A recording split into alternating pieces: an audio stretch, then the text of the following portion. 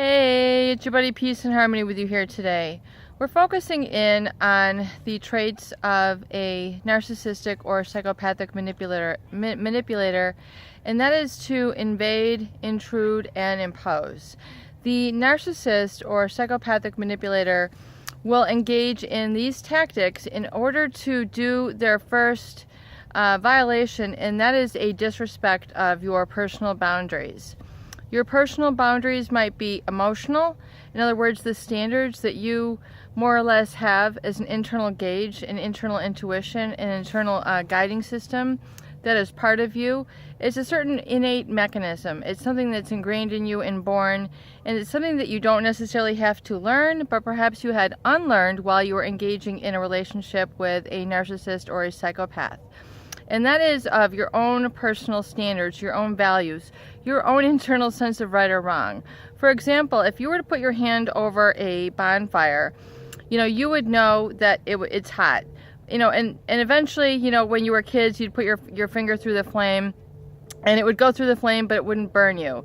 The psychopath is someone who basically holds your hand to the fire and tells you, what's wrong, this doesn't hurt. And eventually you override your own internal guiding system of what you could consider painful, emotionally distressing, and then you begin to interpret it as if this does not hurt. And you then become in denial or immune to your natural internal guiding system of what hurts and what doesn't hurt. And then we see the codependency process beginning. We see the annihilation of the altruistic, basically in the name of love, I will put up with this, I will forgive this, I will overlook this, i.e. I will enable this behavior. So the codependent individuals tend to stay with these in these relationships for too long, longer than they really should supposed to. Longer than most people would. They tend to stay with these individuals for a number of different reasons. One can be, perhaps in the love bombing phase, this person was there for them. They feel a sense of indebtedness to them. They feel a sense of enmeshment with them. They feel that this person was there for them in my time of need, so I'm going to be with them in their time of need. So they tend to almost overgive or over-obligate or become overly emotionally indebted to this individual because this person was there for them. And as people grow, they basically then become more self-reliant, more autonomous, more independent, able to become less reliant on this person, and with that you can become them interdependent with these people or with other people. However, one does tend to stay with these abusive individuals for too long, ignoring all the red flags, ignoring the fact that this person has lied to you, lying to the fact that this person has cheated on you, and you try to explain away or basically delude yourself, and you repeatedly then buy into this person's false promises. And for whatever reason that you're clinging on to them, whatever the payoff is, begin to understand why this is and why it is in place. Is it in place because you've become unintentionally over-obligated to them? Do you feel a sense that you have an emotional indebtedness to them?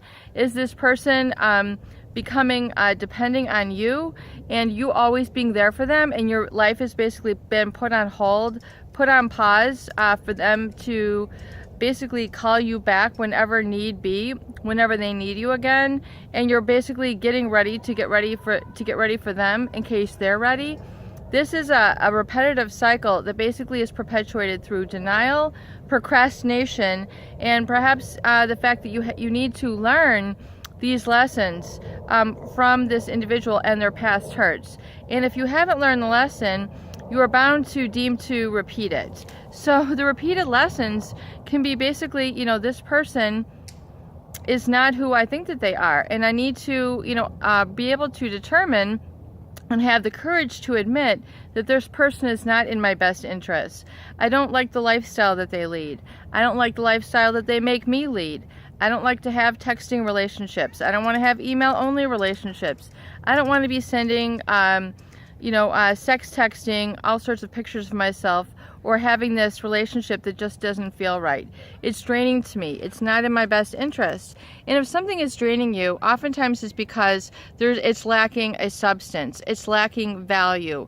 It's lacking stick-to-itiveness. It's lacking in accountability, responsibility, and substance, and it's not really there for you in the long run.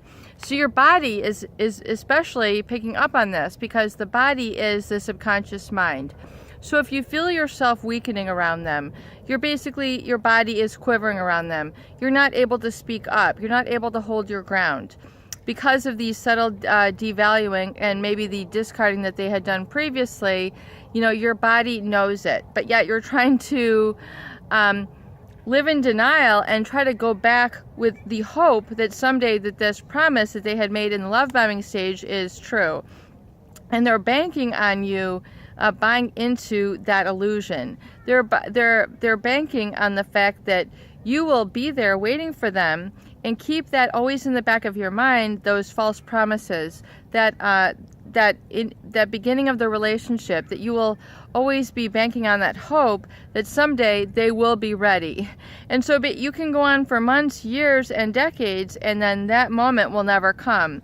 Yet a lot of people who find themselves in this situation, they put their life on pause. They put their life on hold. They basically keep themselves held back, self-limited, in order to wait for this individual. They never resolve the rage problems. They don't resolve the cheating problems.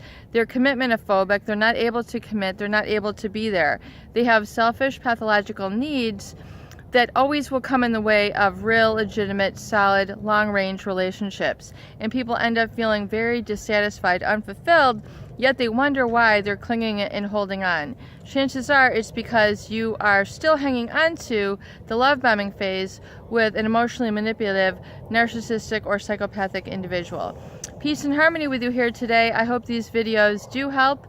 Please share and please subscribe for more great tools, videos, discussion, and support.